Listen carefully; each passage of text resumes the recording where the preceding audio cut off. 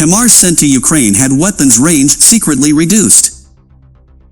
Range of US-supplied HIMARS was secretly reduced, even as the United States has continued to supply Ukraine with military hardware. The Pentagon has walked a thin line on what systems it would provide, fearing that weapons that could be used to strike Russian territory could cause the war to escalate.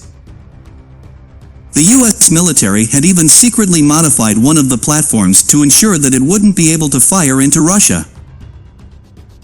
The Wall Street Journal first reported this week that the 20 M142 high-mobility artillery rocket systems, HIMARS, that began to be sent to Kyiv in June were uniquely modified so that they can't fire long-range missiles. Meet the HIMARS. The Light Multiple Rocket Launcher System, MRLS, was developed by defense giant Lockheed Martin and first introduced in 1993.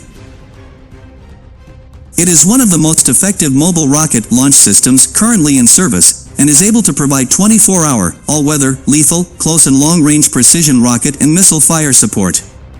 The entire system is operated by a crew of 3, including a commander, driver, and gunner.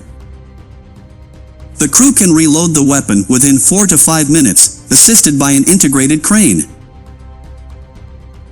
It has been used to strike Russian command centers and ammunition depots, and has been noted for its ability to move into firing position, launch its rockets and move out before Russian forces have an opportunity to return fire.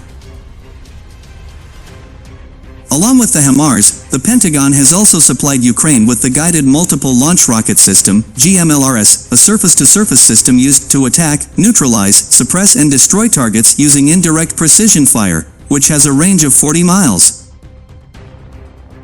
But HIMARS and GMLRS have been used in Ukraine's recent offensives, which were launched in August.